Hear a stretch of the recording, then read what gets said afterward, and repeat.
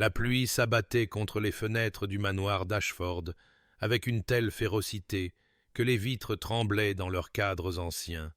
Et dans le bureau, aux lambris d'acajou, deux hommes étaient assis l'un en face de l'autre, dans un silence seulement rompu par le grattement d'une plume sur un parchemin et le craquement occasionnel du tonnerre qui roulait sur les landes du Yorkshire, tel un jugement divin. Marcus Ashford observait la main de Lord Edmund Hartley se déplacer sur le contrat de mariage, avec l'intérêt détaché d'un homme observant une exécution particulièrement efficace, ses propres doigts aussi stables qu'ils l'avaient été lorsqu'il avait cédé une part importante de sa fortune quelques instants auparavant, car ce n'était pas une transaction de cœur mais de compte. Un échange soigneusement calculé qui lierait la fille de Hartley à lui par le mariage, et Hartley lui-même à une dette qui ne pourrait jamais être entièrement remboursée. La lueur des bougies attrapait les reflets argentés sur les tempes de Hartley, dessinait des ombres sous ses bas joues, révélait le léger tremblement dans sa poigne qui parlait d'un homme sachant qu'il renonçait à quelque chose de précieux pour régler des comptes qu'il ne pouvait plus éviter, et Marcus ne ressentait rien d'autre que la froide satisfaction de voir un ennemi capituler. Catherine Hartley, le nom apparaissait sur les documents entre eux, tracé en écriture formelle, une entité juridique plutôt qu'une femme vivante, fut à peine mentionnée dans leur brève conversation d'affaires. Elle avait 23 ans, avait reçu l'éducation attendue de son rang, jouissait d'une santé adéquate et d'une naissance acceptable, et ses faits étaient récités avec la même intonation que l'on pourrait utiliser pour décrire une jument vendue aux enchères. Marcus l'avait vue une fois, 2 ans auparavant lors d'une œuvre de charité, une pâle jeune fille dans une malheureuse nuance de lavande qui s'était tenue aux abords de la salle de bal, tel un fantôme incertain de son droit de hanter les lieux. Et il avait noté son existence avec la même attention qu'il aurait accordée à du papier peint. Elle n'était pas l'objet de sa vengeance, elle n'était que le réceptacle à travers lequel elle s'écoulerait, le moyen par lequel Edmund Hartley souffrirait comme le propre père de Marcus avait souffert lorsque les manipulations de Hartley avaient détruit l'entreprise de transport maritime des Ashford et poussé un homme bon à se mettre un pistolet sur la tempe dans cette même pièce, 20 ans auparavant. Le souvenir de la découverte du corps de son père vivait encore en Marcus, une blessure qui n'avait jamais guéri, mais s'était plutôt calcifiée en quelque chose de plus dur et de plus durable que le chagrin. Une raison d'être qui avait façonné chaque décision, chaque acquisition commerciale, chaque étape soigneusement construite qui l'avait mené à ce moment de pouvoir absolu sur l'homme responsable. Hartley signa la dernière page, posa la plume avec des mains qui tremblaient maintenant plus visiblement, et leva des yeux qui contenaient l'angoisse d'un père mal dissimulé sous une fierté aristocratique. « C'est une bonne fille, » dit Hartley, sa voix rauque. « Elle sera une épouse dévouée. » Marcus soutint son regard avec des yeux semblables à de la glace en hiver et n'offrit rien, aucun réconfort, aucune gentillesse, aucune promesse de traitement tendre, car ce mariage ne concernait ni le bonheur de Catherine Hartley, ni la tranquillité d'esprit d'Edmund Hartley. Il s'agissait de justice différée mais non oubliée, du démantèlement systématique de l'homme qui avait détruit tout ce que Marcus avait autrefois chéri. Et si une jeune fille innocente devenait un dommage collatéral dans cette destruction, eh bien, l'innocence n'avait jamais protégé personne des conséquences des péchés de son père. Mais avant que le destin de nos amoureux ne soit révélé, abonnez-vous pour ne manquer aucun chapitre de romance et de scandale. Et dites-nous dans les commentaires d'où nous regardez-vous. Maintenant, commençons. Les cloches de la chapelle sonnèrent sur les terres du domaine 3 semaines plus tard, avec une clarté qui semblait presque moqueuse, étant donné la nature sombre de la cérémonie qu'elles annonçaient. Et Marcus se tenait à l'autel de la petite église de pierre qui avait été le témoin de générations d'union Ashford. La plupart d'entre elles, imagina-t-il amèrement, conclues avec plus d'affection que celui-ci, observant les lourdes portes de chêne au fond de l'allée, avec la même expression qu'il aurait pu arborer en attendant la livraison de marchandises contractuelles. L'église était presque vide, peuplée seulement des témoins requis par la loi et la coutume. Son avocat, une poignée de domestiques, Lord Hartley, l'air gris et diminué sur le premier banc, et le vicaire dont la neutralité de métier ne parvenait pas tout à fait à masquer son malaise d'officier, un mariage qui ressemblait plus à des funérailles. Puis les portes s'ouvrirent, et Catherine apparut, une silhouette en soie ivoire qui semblait drainer le peu de couleur qu'elle possédait jusqu'à ce qu'elle ressemble à une sculpture d'albâtre. Ses cheveux sombres arrangés en boucles élaborées qui ne faisaient qu'accentuer la pâleur de sa peau et les ombres sous ses yeux. Elle descendit l'allée avec la main de son père sous son coude, bien que la poigne de Hartley semblait plus une contrainte qu'un soutien, et Marcus se surprit à remarquer des détails qu'il n'avait pas anticipés. La façon dont sa robe de mariée, bien que taillée par un expert, tombait un peu lâche sur sa silhouette, comme si elle avait été conçue pour quelqu'un de plus substantiel. Le tremblement de ses mains, là où elle serrait un bouquet de roses blanches, son regard baissé, qui ne se leva pas une seule fois pour croiser le sien. Elle était, réalisa-t-il, avec quelque chose approchant la surprise, belle, non pas de la manière audacieuse et tape à l'œil des femmes qui commandent les salles de bal, mais d'une manière fragile et éthérée qui faisait penser à des aquarelles laissées trop longtemps sous la pluie, à des fleurs de serre peu susceptibles de survivre à un vent violent. Lorsqu'elle atteignit l'autel et que son père la relâcha avec ce qui aurait pu être du soulagement ou du regret, Marcus ne le savait ni ne s'en souciait. Elle leva enfin les yeux, et il y vit quelque chose qui le frappa plus fortement que sa beauté inattendue, une résignation absolue. C'était une femme qui n'attendait rien, n'espérait rien, à qui l'on avait bien appris que son but était d'être ornementale et obéissante, et à ne demander aucune chaleur en retour. Le vicaire commença la cérémonie, sa voix résonnant dans l'espace froid, et Marcus prononça ses vœux d'un ton clair et ferme, qui ne laissait rien deviner de la transaction qui les sous-tendait,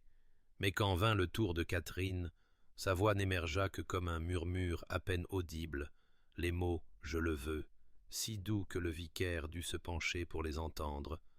Et Marcus remarqua que ses mains tremblaient si violemment que les roses s'agitèrent, des pétales dérivant sur le sol de pierre comme des larmes qu'elle ne verserait pas. Il lui glissa la bague au doigt, la bague de sa mère, choisie non par sentiment mais parce que c'était attendu, et sentit la froideur de sa peau, la délicatesse d'ose qui semblait ne pouvoir se briser sous la moindre pression. Lorsque le vicaire les déclara mari et femme, Marcus souleva son voile avec des mains fermes, tandis que les siennes ne l'étaient pas, et il lui baisa la joue avec la brièveté expéditive d'un homme accomplissant une obligation, y goûtant du sel, bien que ses yeux fussent restés secs. Alors qu'il se tournait pour faire face à la maigre congrégation en tant que monsieur et madame Ashford, l'expression de Catherine resta inchangée, cette même acceptation tranquille, cette même terrible dignité, et Marcus pensa, avec la petite partie de son esprit non consumée par la satisfaction devant l'angoisse évidente de Hartley, qu'elle ressemblait moins à une mariée qu'à une prisonnière conduite vers une cellule qu'elle avait toujours su l'attendre.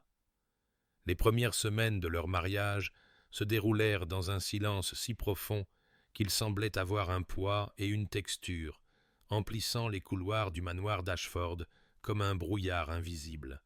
et Catherine se déplaçait à travers le vaste domaine avec la qualité immatérielle de quelque chose qui n'était pas tout à fait réel,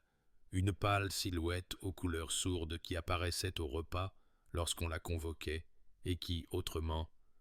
existait dans des espaces que Marcus n'occupait pas, comme si elle avait appris par quelque instinct de conservation à se faire aussi discrète que possible dans une maison où elle n'était pas désirée. La maison elle-même semblait conçue pour imposer leur séparation, un monument à la perfection froide, avec ses sols en marbre qui faisaient de chaque pas une accusation, ses hauts plafonds qui absorbaient la chaleur, ces pièces infinies, remplies de meubles trop beaux pour être confortables et d'œuvres d'art trop précieuses pour être aimées, chaque espace impeccablement entretenu par des domestiques qui se déplaçaient avec l'efficacité silencieuse de gens qui comprenaient que leur maître préférait l'ordre à l'humanité. Marcus avait choisi des chambres séparées, prétextant ses horaires irréguliers et son désir de ne pas perturber son repos. Bien qu'ils comprissent tous deux que c'était un mur de plus entre eux, et Catherine avait accepté cet arrangement avec la même acquiescement silencieux qu'elle apportait à tout, hochant la tête une fois et se retirant dans la suite de pièces qui lui étaient désignées. Un ensemble de chambres dans des tons crème et or, aussi belles et sans vie qu'une salle d'exposition. Il la voyait principalement au dîner, lorsque la convention exigeait qu'il s'assoie aux extrémités opposées d'une table absurdement longue et consomme des plats préparés par son chef français en ne parlant que lorsque c'était nécessaire, leur conversation se limitant à des observations sur le temps ou à de brèves réponses à des questions posées par obligation plutôt que par intérêt, et même ces échanges étaient marqués par sa déférence prudente. La façon dont elle ne le contredisait jamais ou n'offrait d'opinion que si on le lui demandait directement, la manière dont elle semblait se faire plus petite en sa présence, comme si elle s'excusait d'exister. Pendant la journée, Marcus s'occupait d'affaires dans son bureau ou sortait à cheval pour inspecter ses diverses propriétés,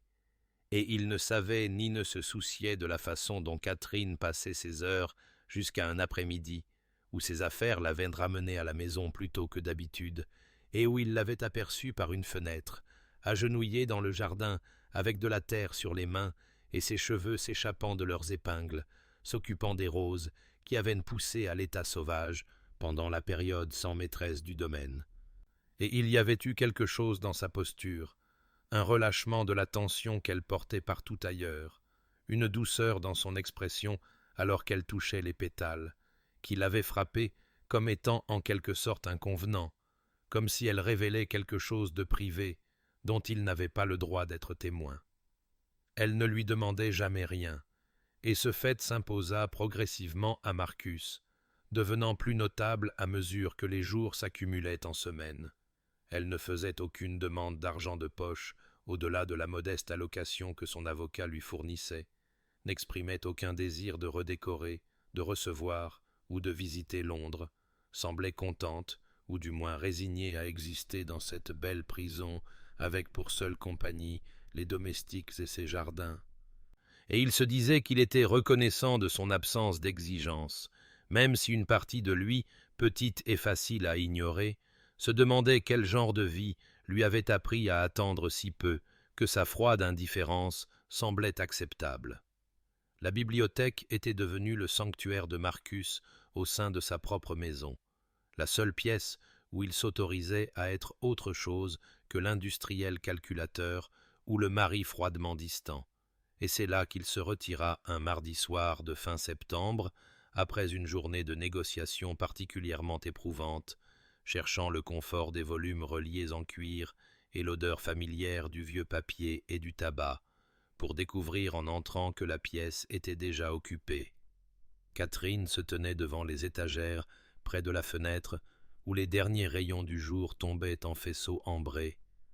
Si absorbée par le livre qu'elle tenait qu'elle n'entendit pas son entrée, et pendant un instant Marcus se contenta de l'observer, notant la façon dont elle touchait les pages avec une douceur qui suggérait la révérence, le léger froncement entre ses sourcils qui parlaient de concentration, la manière dont elle s'était blottie sur la banquette de la fenêtre, ses chaussures abandonnées sur le sol et ses jambes repliées sous elle dans une posture de confort inconscient qu'il ne l'avait jamais vue adopter en sa présence. Quand il s'éclaircit la gorge, elle sursauta si violemment que le livre faillit lui tomber des mains, et la transformation fut immédiate et pénible à voir, la douceur s'évanouissant de son expression alors qu'elle se déroulait et se levait, lissant ses jupes avec des doigts tremblants, le livre serré contre sa poitrine comme un bouclier. « Pardonnez-moi, dit-elle, sa voix portant cette note familière d'excuse qui était devenue son refrain constant. Je ne savais pas que vous seriez là. J'aurais dû demander la permission avant de... » Mais Marcus, se surprenant lui-même, leva une main pour l'arrêter, soudain lassé de sa contrition sans fin, de la façon dont elle s'excusait d'occuper de l'espace dans ce qui était ostensiblement sa propre maison. « Que lisez-vous » demanda-t-il, plus curieux qu'il ne voulait l'admettre, et elle baissa les yeux sur le volume comme si elle avait oublié qu'elle le tenait, puis le lui tendit avec les mouvements précautionneux de quelqu'un qui rend un précieux artefact à son propriétaire légitime. C'était Wordsworth, vit-il, un recueil de poésie qu'il avait acquis des années auparavant et dont il se souvenait à peine. « Je l'ai trouvé en cherchant quelque chose à lire dans mes appartements, » expliqua Catherine doucement. « Les romantiques ont toujours... C'est-à-dire, j'ai toujours trouvé du réconfort dans... » Elle s'interrompit, clairement incertaine de la part d'elle-même qu'il était prudent de révéler. Mais Marcus se découvrit véritablement intéressé, quelque chose changeant dans sa perception alors qu'il réalisait qu'il avait fait la même supposition à son sujet que tout le monde faisait à propos des femmes belles et ornementales, que l'extérieur était tout ce qu'il y avait. « Vous avez donc étudié la poésie » demanda-t-il, en gardant un ton neutre, et quelque chose vacilla dans ses yeux. Peut-être la surprise qu'il le demande, ou peut-être l'espoir qu'il puisse réellement se soucier de connaître la réponse. « Ma gouvernante croyait en une éducation approfondie, » répondit-elle, bien que mon père pensât que c'était un gaspillage de cultiver un esprit chez quelqu'un dont le seul but était de faire un bon mariage. Et il n'y avait aucune amertume dans sa voix, seulement cette terrible acceptation qui caractérisait tout chez elle. Mais Marcus entendit dans ces mots un écho de son propre dédain, de son propre échec à voir en elle autre chose que le nom de son père. Leur conversation resta brève, contrainte par l'étrangeté de se parler réellement comme autre chose que de polis inconnus. Et bientôt, Catherine s'excusa, avec une autre excuse, laissant le Wordsworth sur la table près de la porte.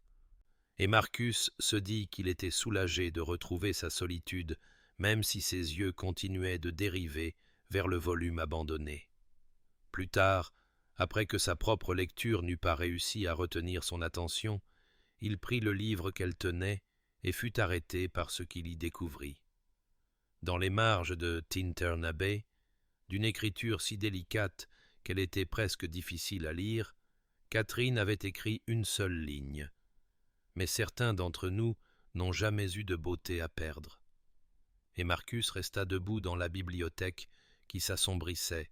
tenant cette preuve d'une vie intérieure qu'il n'avait jamais pris la peine de reconnaître, ressentant la première fissure importune dans l'armure de son indifférence, troublé par l'intelligence et la mélancolie que ces quelques mots révélaient. Les délicates boucles et fioritures de l'écriture de Catherine avaient déclenché en Marcus quelque chose qu'il ne pouvait nommer immédiatement,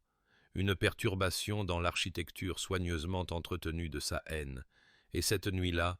il se trouva incapable de dormir, allongé dans l'obscurité de sa chambre, tandis que des souvenirs qu'il avait gardés enfermés pendant des décennies remontaient sans y être invités, tels des spectres exigeant d'être reconnus. Il avait de nouveau 12 ans, debout dans le couloir de leur modeste maison de ville londonienne, écoutant des voix fortes provenant du bureau de son père, ne comprenant pas les mots faillite, créancier et ruine, mais saisissant parfaitement le désespoir dans le ton de son père, puis le terrible silence qui suivit.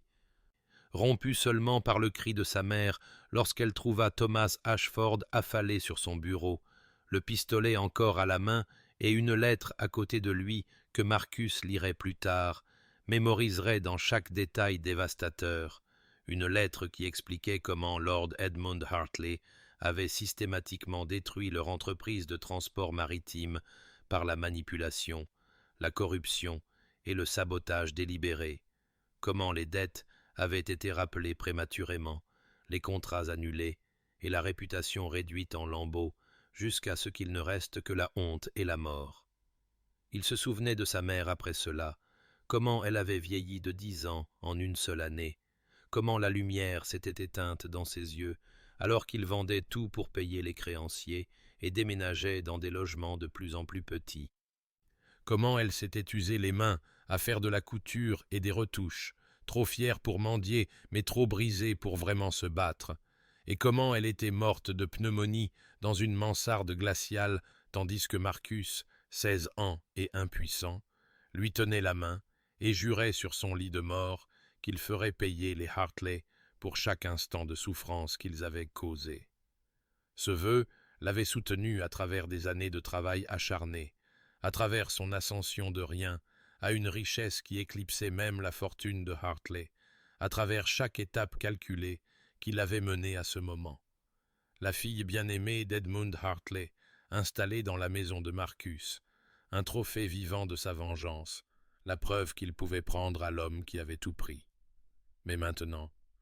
allongé dans l'obscurité avec le fantôme de l'écriture de Catherine gravé dans son esprit, Marcus trouvait la satisfaction qu'il avait anticipée étrangement absente, remplacée plutôt par un malaise grandissant alors que le son d'une musique de piano se propageait dans la maison,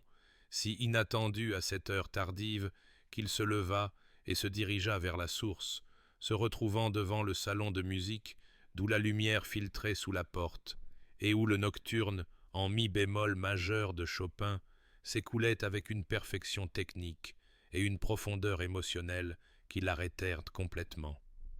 Par la porte entr'ouverte, il pouvait voir Catherine au piano à queue qu'il avait acheté pour la montre et qu'il n'avait jamais entendu jouer, son visage pâle lumineux à la lueur des bougies. Ses yeux fermés, tandis que ses doigts se déplaçaient sur les touches avec la certitude d'une longue pratique et d'un art véritable. Et il y avait quelque chose dans son expression, un transport, une transcendance, une évasion momentanée de la prison qu'avait été sa vie,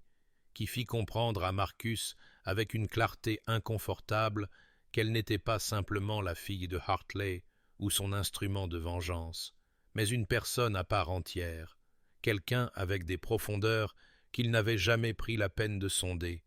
et en la regardant jouer avec une telle beauté tout en se croyant inobservé, il sentit les fondations de sa certitude commencer à se fissurer sous le poids d'une question qu'il n'avait jamais pensé à se poser. Et si sa vengeance détruisait quelqu'un qui n'avait jamais été son ennemi? La perturbation que le jeu de piano de Catherine avait créée dans la forteresse d'indifférence soigneusement entretenue de Marcus le laissa agité et plein de ressentiment dans les jours qui suivirent, et ainsi, lorsque Madame Morrison mentionna que la maîtresse prendrait son dîner dans la salle à manger formelle plutôt que dans ses appartements ce jeudi soir-là, Marcus se sentit saisi par une impulsion perverse de réaffirmer les limites de leur arrangement, de se rappeler, et peut-être de lui rappeler, la vraie nature de leur union et le gouffre infranchissable que les crimes de son père avaient créé entre eux.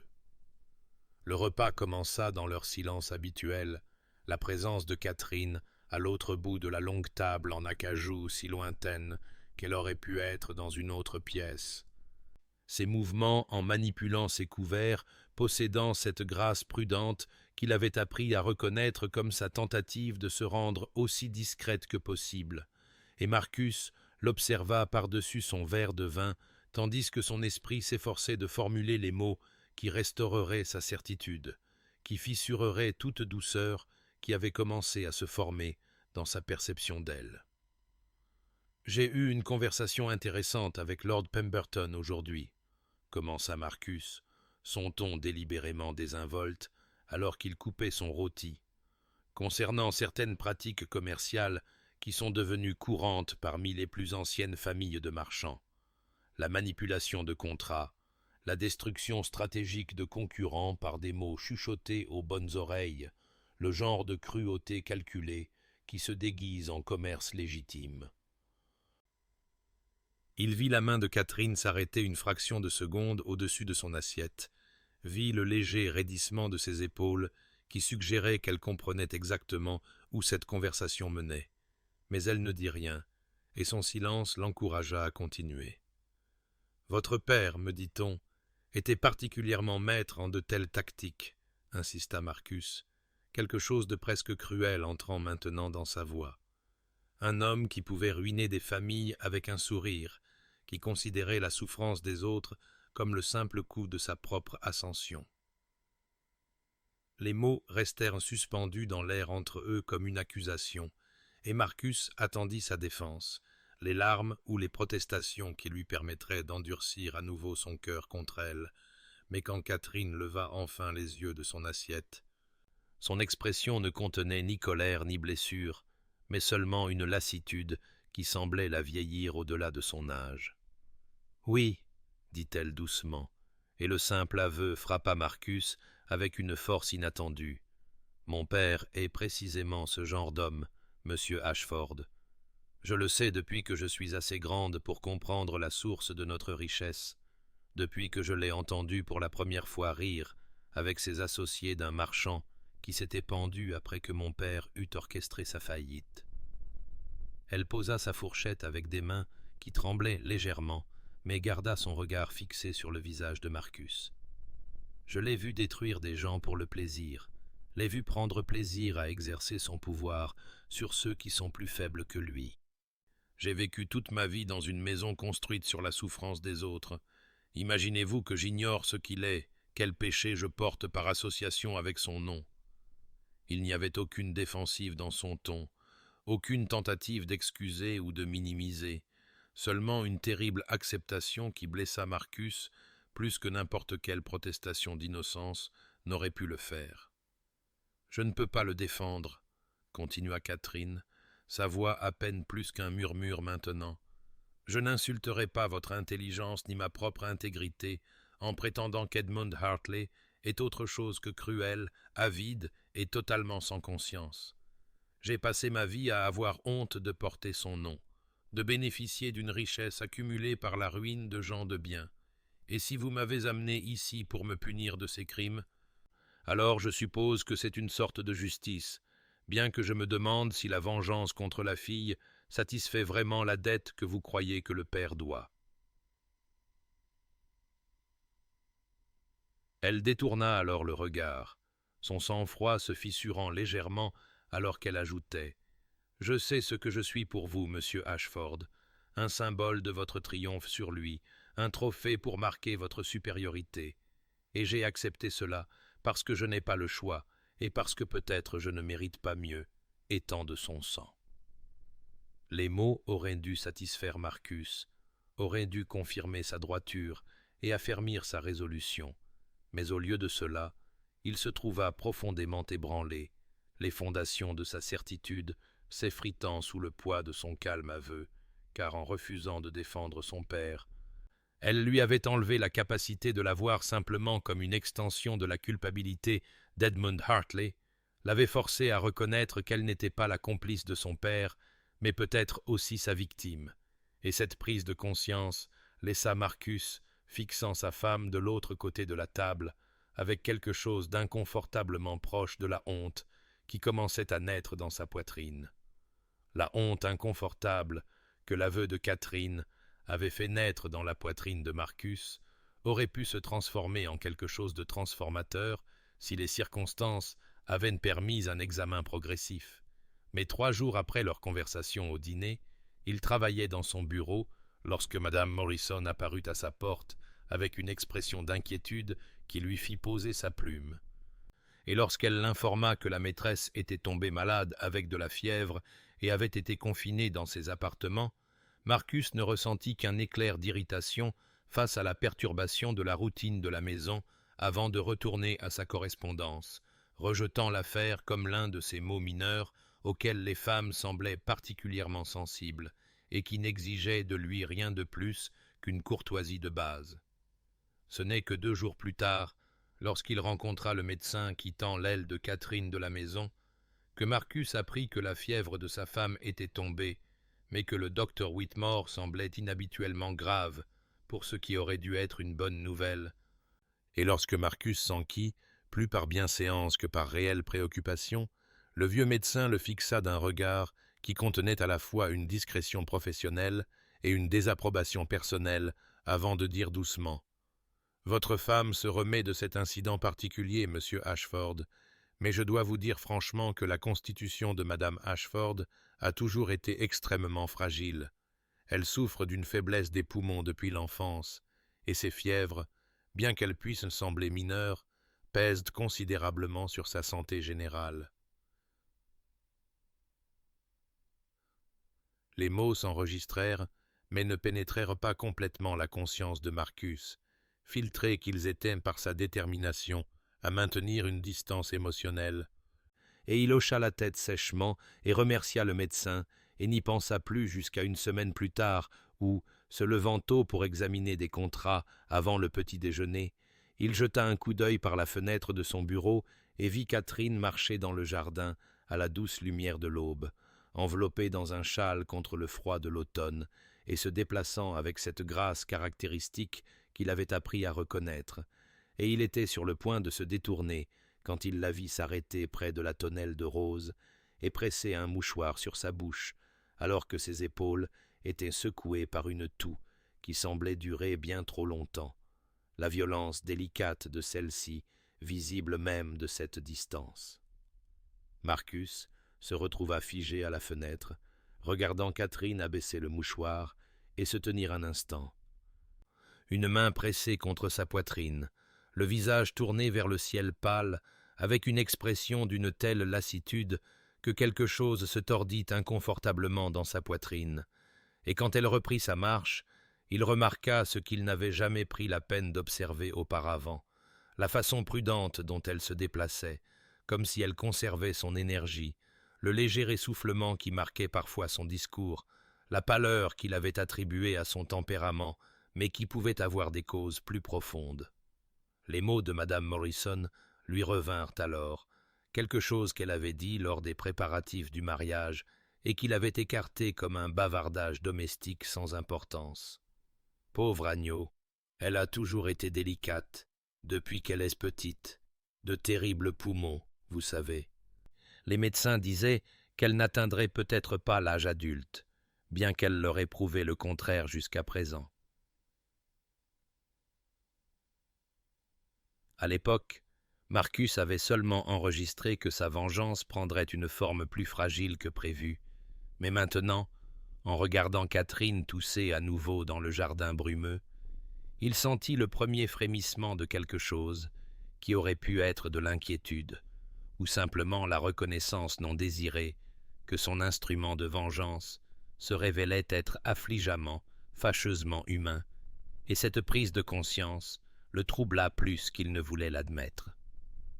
L'automne arriva avec sa mélancolie caractéristique, peignant les terres du domaine dans des teintes d'ambre et de cramoisie qui semblaient à Marcus à la fois belles et accusatrices.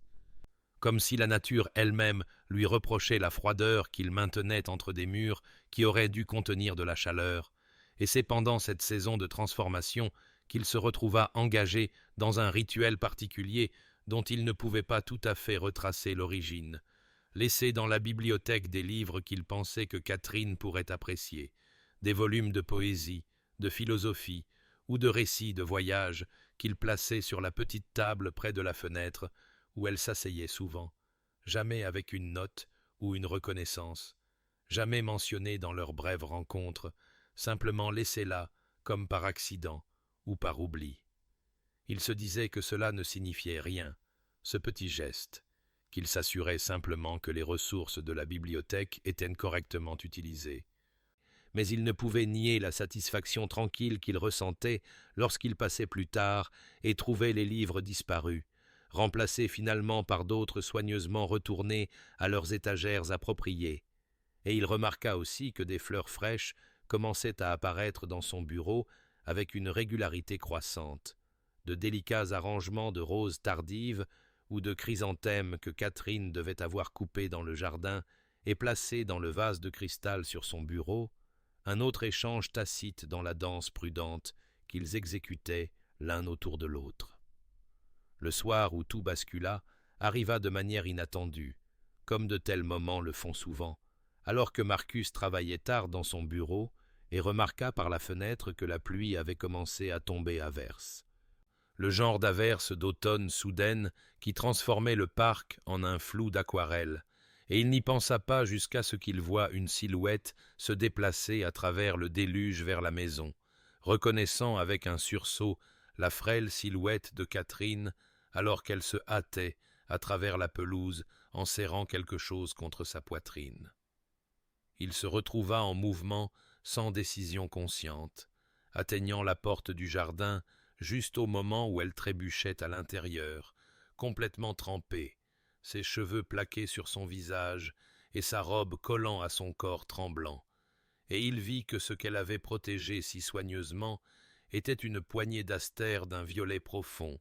que, des années auparavant dans une conversation oubliée, il avait mentionné comme étant la fleur préférée de sa mère. « J'ai vu la pluie arriver, » dit Catherine entre des dents qui claquaient, sa voix apologétique comme toujours, « et j'ai pensé, je me suis souvenu que vous aviez dit, je ne voulais pas qu'elle soit abîmée. » Et Marcus sentit quelque chose se briser de manière décisive dans sa poitrine en regardant cette femme qui avait couru à travers une tempête pour sauver des fleurs, pour un homme qui ne lui avait donné que de la froideur, qui se tenait là, grelottante, et s'excusant pour sa propre gentillesse. Il se dirigea vers le placard sans parler, en retira l'une des lourdes couvertures gardées là pour les courants d'air hivernaux, et revint là où Catherine se tenait encore, dégoulinant sur les dalles, et quand il enroula la couverture autour de ses épaules, ses mains effleurèrent les siennes, qui serraient toujours les fleurs dépenaillées, et pendant un instant, aucun d'eux ne bougea, pris dans ce bref contact qui semblait porter tous les mots qu'il n'avait jamais prononcés, toute la tendresse qui avait grandi dans les espaces entre leur silence. « Merci, » dit Marcus doucement, et il n'était pas certain s'il le disait pour les fleurs ou pour quelque chose de plus grand, quelque chose qu'il ne pouvait pas encore nommer, mais les yeux de Catherine croisèrent les siens avec une expression de surprise si douce qu'il sut qu'elle comprenait, et à cet instant, debout dans la pénombre de la salle du jardin, avec la pluie tambourinant contre les fenêtres et sa main chaude sous la sienne, Marcus sentit la dernière de ses certitudes sur la vengeance, la justice et la droiture de sa cause commencer à se dissoudre comme la brume du matin, ne laissant derrière elle que la terrible et merveilleuse reconnaissance que Catherine Ashford n'était plus un moyen pour une fin, mais était devenue, sans sa permission ni sa conscience, quelqu'un sans qui il ne pouvait imaginer la maison, quelqu'un dont l'absence laisserait un vide que nulle satisfaction de vengeance ne pourrait jamais combler. La paix fragile qui avait grandi entre Marcus et Catherine, comme une plante tendre en terre incertaine, fut brisée un après-midi gris de novembre, lorsque Lord Edmund Hartley arriva au domaine sans être annoncé, son carrosse remontant l'allée avec une urgence qui parlait de désespoir plutôt que de courtoisie sociale, et Marcus, qui examinait sa correspondance dans son bureau, sentit sa vieille haine monter comme de la bile dans sa gorge à la vue de l'homme qui avait détruit sa famille, maintenant réduit aux circonstances qui l'avaient amené ici pour chercher des faveurs. Il reçut Hartley dans le salon formel avec une civilité froide, notant avec une satisfaction sinistre les signes de difficultés financières dans l'apparence de l'homme plus âgé, les poignets légèrement usés de son manteau, la tension autour de ses yeux qui parlaient de nuit blanche, et lorsque Hartley commença son discours répété sur des difficultés temporaires et les obligations des liens familiaux, Marcus ne ressentit que du mépris pour cet homme qui n'avait montré aucune pitié à son propre père, mais ce fut le bruit de pas dans le couloir qui le fit se tourner, et il vit Catherine s'arrêter dans l'embrasure de la porte, son visage perdant toute couleur à la vue de son père. « Catherine, » dit Hartley sèchement, son ton se transformant de la supplication pleurnicharde au commandement autocratique en un instant, « j'ose espérer que tu as fait ton devoir et que tu t'es assuré de la bonne volonté de ton mari. Dieu sait que tu n'as servi à rien d'autre dans ta vie, mais sûrement même toi peux-tu te rendre assez agréable pour délier les cordons de la bourse d'un homme. » Et Marcus regarda en silence, stupéfait, Catherine se tenir parfaitement immobile, les mains jointes devant elle, et les yeux baissés dans une attitude de soumission si habituelle qu'il réalisa, avec une certitude écœurante, qu'elle avait enduré de tels maux toute sa vie.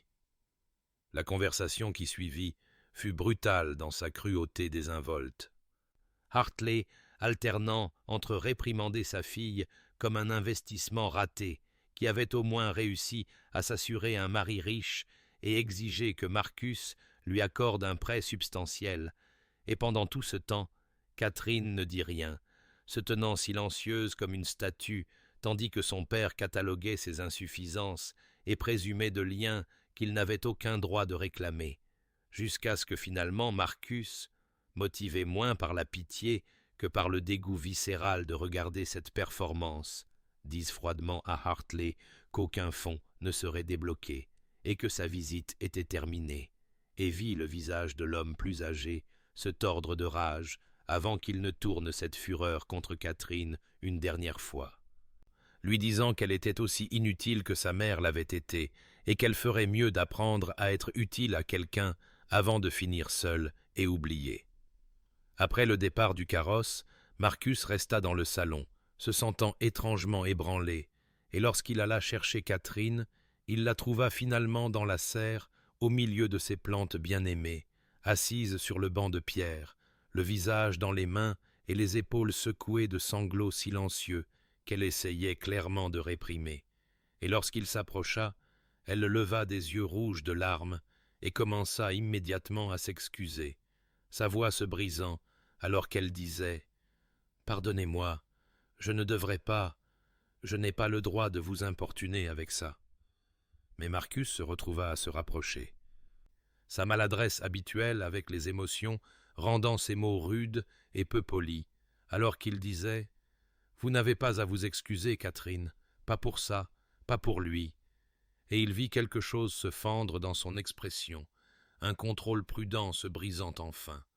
Et elle pleura alors vraiment, non pas les larmes silencieuses d'avant, mais de profonds sanglots secouants qui semblaient venir d'un puits de chagrin profond.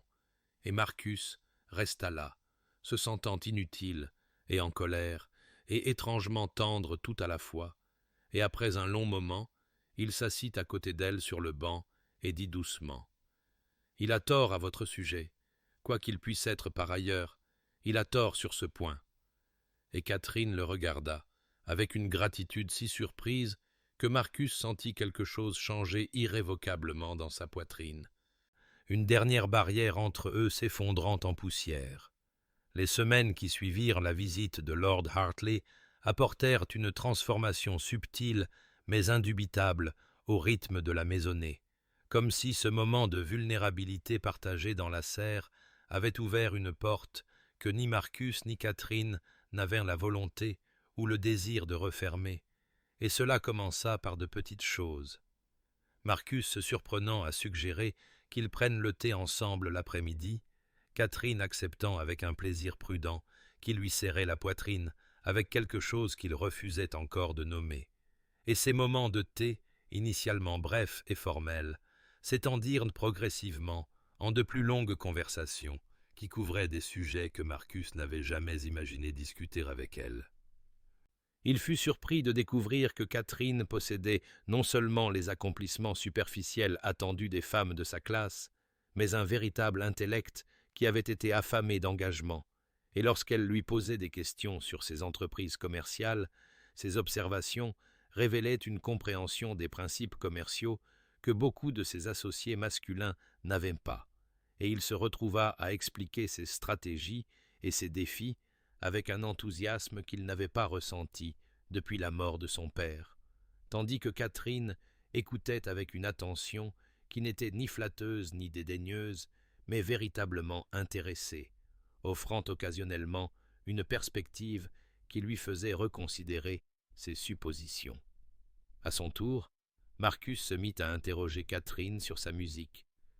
un sujet qu'il avait précédemment ignoré malgré les belles mélodies qui flottaient dans la maison chaque soir, et lorsqu'elle proposa timidement de jouer pour lui s'il le souhaitait, il accepta avec une brusquerie qui masquait l'étrange anticipation qu'il ressentait,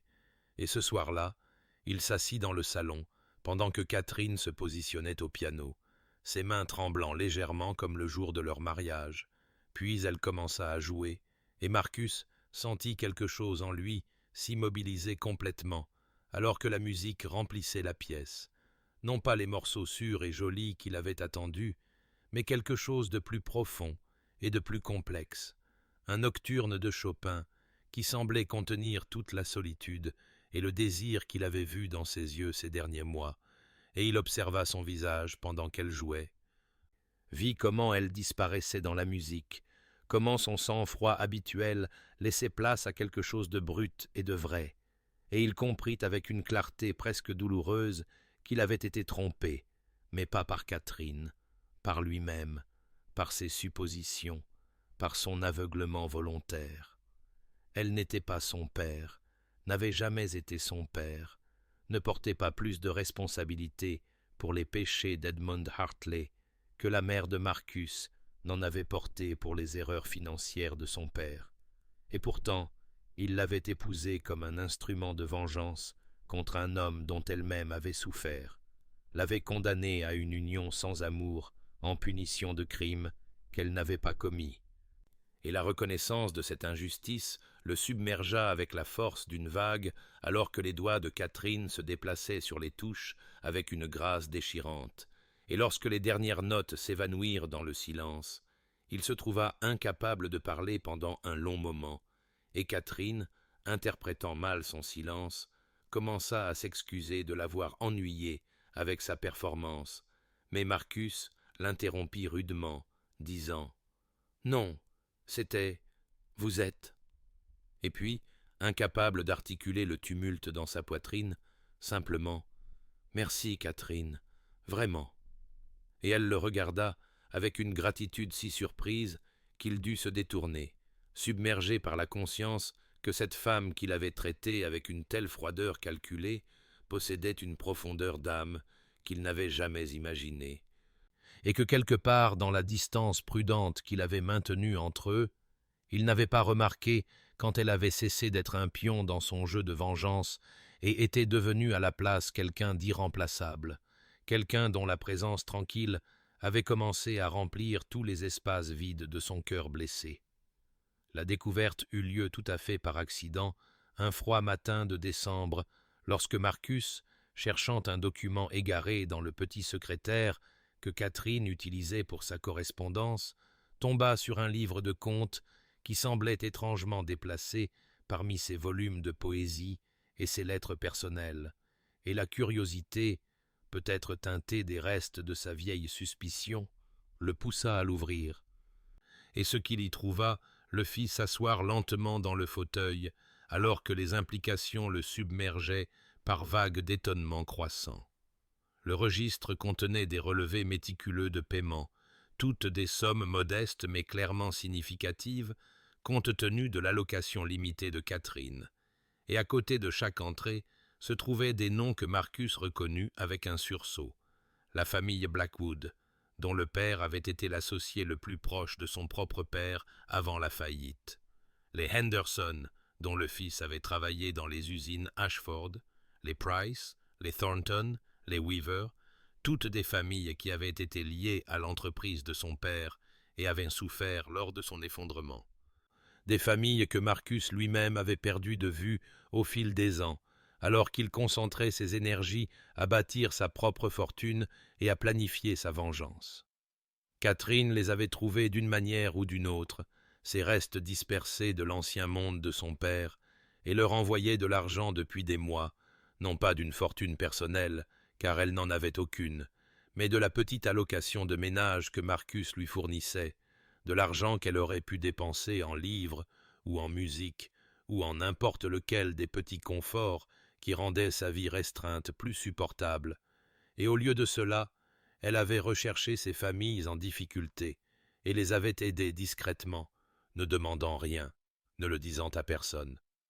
Enregistrant tout cela dans ce simple registre, avec un soin qui parlait d'un engagement sincère plutôt que d'une charité de façade. Marcus resta assis là longtemps, tenant le registre, sentant quelque chose de profond et de désorientant se déplacer dans sa compréhension de la femme qu'il avait épousée, Et lorsque Catherine revint de sa promenade matinale dans le jardin, les joues rougies par le froid et le souffle légèrement court, d'une manière qui aurait dû l'alarmer, mais qu'il avait volontairement ignorée, elle le trouva attendant dans le salon, avec le registre sur la table entre eux, et son visage devint très pâle et immobile, de cette manière qu'il avait appris à reconnaître comme signifiant qu'elle se préparait à une condamnation. « Pourquoi » demanda Marcus, et sa voix sortit plus rauque qu'il ne l'avait prévu. Épaisse d'émotion qu'il ne pouvait nommer, « Pourquoi avez-vous fait cela, Catherine? Ces gens, comment les avez-vous même trouvés ?» Et elle resta là un long moment avant de s'asseoir en face de lui, les mains soigneusement jointes sur ses genoux, dans ce geste de sang-froid qu'il reconnaissait maintenant comme une armure protectrice. Et quand elle parla, sa voix était calme mais ferme, portant une conviction qui semblait venir d'un endroit profond en elle qu'il n'avait jamais été autorisé à voir. « Parce que quelqu'un aurait dû les aider à l'époque, » dit-elle simplement, rencontrant ses yeux, avec une franchise nouvelle entre eux, un abandon de sa déférence prudente habituelle. « Je ne peux pas défaire le passé, Marcus. Je ne peux pas restaurer ce que mon père a pris à votre famille ou à ses familles. Mais je peux faire ceci maintenant. Je peux offrir la petite aide qui est en mon pouvoir de donner. » Puis, plus doucement, « Ils ont souffert pour des choses qui n'étaient pas de leur faute, tout comme vous avez souffert, tout comme vos parents ont souffert. Et peut-être que si quelqu'un n'avait montré une telle pitié à votre père quand il en avait le plus besoin, l'histoire aurait pu se terminer différemment. » Marcus sentit quelque chose se fendre dans sa poitrine, une dernière forteresse de sa haine s'effondrant sous le poids de ses mots, et il regarda cette femme qu'il avait épousée comme un instrument de vengeance, qu'il avait traitée avec une froideur calculée pendant qu'elle essayait discrètement et avec persistance de guérir les blessures mêmes qu'il avait passé des années à entretenir. Et il comprit avec une clarté dévastatrice qu'elle possédait une grâce qu'il n'avait jamais imaginée, une capacité de compassion qui faisait honte à ses années de vengeance soignées. Et quand il parla à nouveau, sa voix était instable d'une émotion qu'il ne pouvait plus nier. « Vous ne lui ressemblez en rien, » dit-il, et ce n'était pas une question, mais une affirmation qui ressemblait à la fois à une confession et à une absolution. Absolument en rien. Noël approchait avec l'inévitabilité tranquille de l'hiver lui-même, et Catherine, malgré la pâleur croissante que Marcus essayait de ne pas remarquer et la façon dont elle devait s'arrêter plus fréquemment en montant les escaliers, insista pour décorer la maison elle-même. Se déplaçant à travers les pièces avec une détermination tranquille qui était à la fois admirable et alarmante, alors qu'elle accrochait des branches de conifères et arrangeait des baies de houx avec des mains qui tremblaient légèrement de fatigue plutôt que de froid. Marcus l'observait depuis les embrasures de porte et les coins de couloir, voulant lui dire de se reposer, de laisser les domestiques s'occuper de telles tâches, mais quelque chose dans son visage, pendant qu'elle travaillait,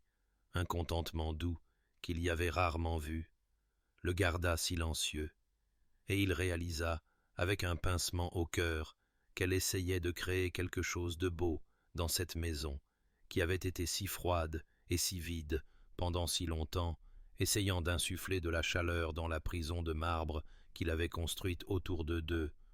Et elle ne demandait rien, ni grandes festivités, ni célébrations élaborées, seulement la permission d'organiser un petit rassemblement pour le personnel de la maison la veille de Noël, un geste de gratitude envers ceux qui les avaient fidèlement servis. Et Marcus se retrouva à accepter plus qu'il n'en avait eu l'intention, l'aidant même à se procurer des cadeaux pour chaque membre du personnel, bien qu'il le fît discrètement, ne voulant pas diminuer son plaisir dans la planification. L'épuisement sur son visage devint plus prononcé à l'arrivée de la veille de Noël, des ombres comme des ecchymoses sous ses yeux, et 2 fois il la vit s'appuyer contre le mur, comme si le simple fait de se tenir debout exigeait plus de force qu'elle n'en possédait, mais quand il lui suggéra de se reposer, elle sourit et lui dit qu'elle le ferait, bientôt. Après que tout serait prêt, et la petite célébration qu'elle avait organisée était modeste mais sincère, les domestiques clairement touchés par sa prévenance, par les cadeaux personnels qu'elle avait choisis pour chacun d'eux et les mots aimables qu'elle offrit, et madame Morrison croisa le regard de Marcus de l'autre côté de la pièce, avec une expression qui était à la fois approbation et inquiétude, un regard qui disait qu'elle aussi avait remarqué le déclin de Catherine et se demandait ce qu'il comptait faire. Après que les domestiques se furent retirés pour leur propre célébration, Catherine demanda à Marcus de la rejoindre dans le salon, et elle se dirigea vers la petite table près de la fenêtre où un seul paquet emballé attendait, et quand elle le lui tendit, ses mains tremblèrent si fort qu'il dut les stabiliser avec les siennes, et son cœur se serra en sentant à quel point elle était fragile, à quel point ses os semblaient délicats sous ses doigts. « Je voulais vous donner quelque chose, dit-elle doucement, et il y avait quelque chose dans sa voix. Une finalité, peut-être, ou simplement un espoir désespéré que ce geste puisse combler la vaste distance qui restait encore entre eux. Et Marcus déballa le paquet avec des mains prudentes pour trouver une photographie dans un cadre orné, et pendant un moment, il ne put comprendre ce qu'il voyait, car c'était impossible. C'était une photographie de ses parents, sa mère et son père ensemble, avant la ruine, avant le désespoir, la main de son père sur l'épaule de sa mère, et tous deux souriant d'un bonheur que Marcus avait presque oublié qu'ils avaient autrefois possédé, et il la fixa, la gorge serrée et les yeux brûlants, car il avait cru toutes ces photographies perdues ou détruites dans les années qui suivirent la mort de son père. Et il regarda Catherine qui l'observait avec un espoir anxieux, et il parvint à demander, sa voix rauque et brisée. «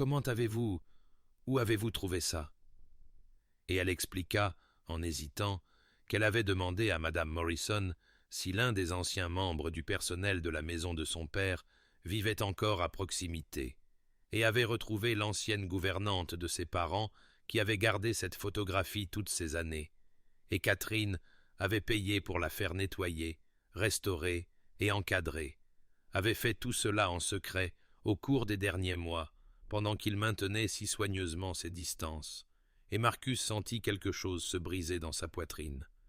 Tous les murs soigneusement construits s'effondrant sous le poids de cette gentillesse impossible, ce cadeau qui ne représentait ni la richesse ni l'obligation, mais une profondeur de compréhension et de compassion qui le bouleversa complètement, et il regarda le visage pâle et anxieux de Catherine, et ne put trouver les mots adéquats pour exprimer ce qu'il ressentait, ne put que la tirer doucement dans ses bras, pour la première fois, depuis leur jour de mariage, et la tenir alors qu'elle tremblait contre lui,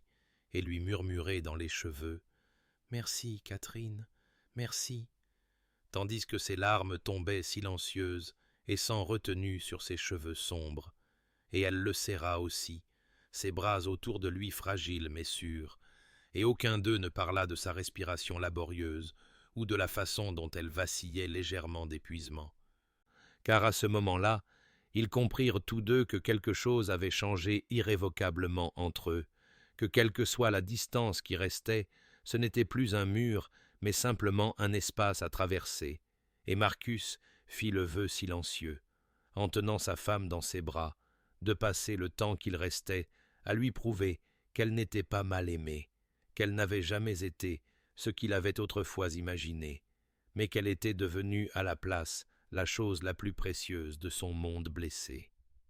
Janvier s'abattit sur le domaine avec une cruauté qui semblait délibérée, apportant avec lui des vents qui hurlaient à travers les combles et un froid si pénétrant qu'aucun feu ne pouvait tout à fait le bannir des pièces, et la toux de Catherine, qui n'avait été que préoccupante dans les semaines suivant Noël,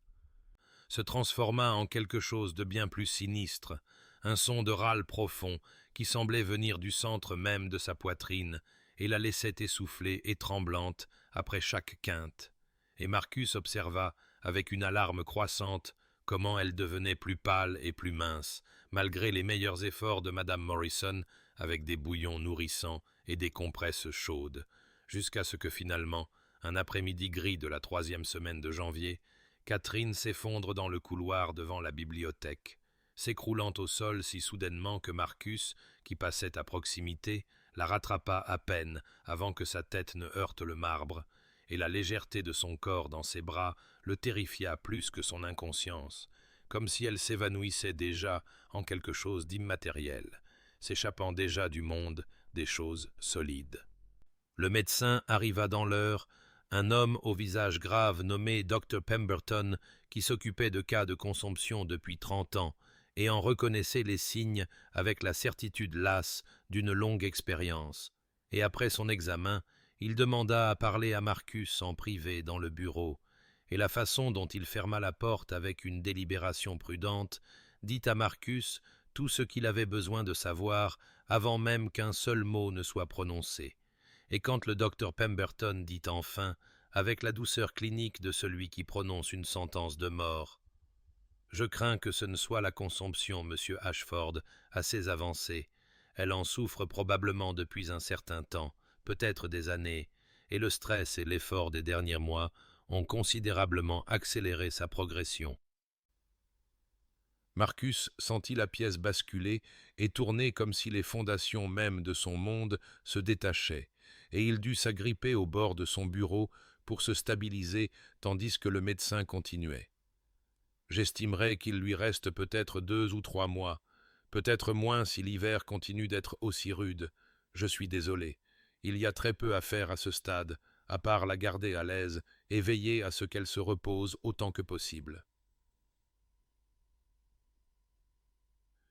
Marcus s'entendit poser des questions d'une voix qui semblait lointaine et mécanique, s'enquérant des traitements, des spécialistes, et si un changement de climat pourrait aider, et le docteur Pemberton répondit avec une gentillesse patiente que oui, de telles choses pouvaient être tentées, mais ne feraient probablement que prolonger l'inévitable de quelques semaines, plutôt que de quelques mois. Et après le départ du médecin, Marcus resta seul dans son bureau et sentit tout le poids de ce qu'il avait fait s'abattre sur lui avec une force dévastatrice, car il l'aimait, que Dieu lui vienne en aide, il aimait Catherine avec une férocité qui le choquait par son intensité, aimait sa grâce tranquille et sa douce compassion, et la façon dont elle avait transformé sa maison froide en quelque chose qui ressemblait presque à un foyer, l'aimait pour la gentillesse qu'elle avait montrée à des gens qu'elle n'avait jamais rencontrés, simplement parce que c'était juste, l'aimait pour la façon dont elle jouait Chopin le soir et laissait des fleurs dans son bureau et lui avait rendu l'image du bonheur de ses parents, et il avait perdu tant de temps, avait passé des mois enfermé dans sa forteresse de vengeance et d'orgueil, pendant qu'elle mourait peu à peu dans les pièces autour de lui, et maintenant qu'il comprenait enfin ce qu'elle signifiait pour lui, qu'il était enfin prêt à déposer sa haine et à tendre la main vers quelque chose de meilleur, il était trop tard pour tous les mots qu'il n'avait jamais dits, trop tard pour la tendresse qu'il avait refusée, trop tard pour la vie qu'ils auraient pu construire ensemble s'ils n'avaient pas été si déterminés à la punir pour des péchés qui n'avaient jamais été les siens. Et Marcus s'effondra dans son fauteuil, enfouit son visage dans ses mains et pleura pour la première fois depuis les funérailles de son père, pleura pour Catherine et pour lui-même et pour tous les jours gaspillés qui ne pourraient jamais être récupérés.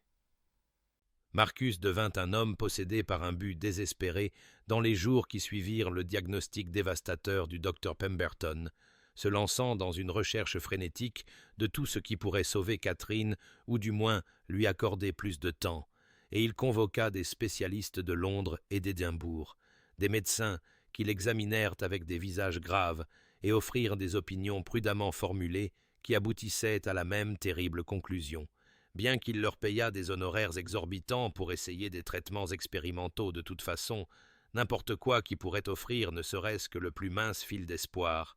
et il fit des recherches sur les sanatoriums en Suisse, où l'on disait que l'air des montagnes faisait des miracles pour les patients poitrinaires, commença à prendre des dispositions pour y transporter Catherine, malgré les difficultés d'un tel voyage dans son état affaibli.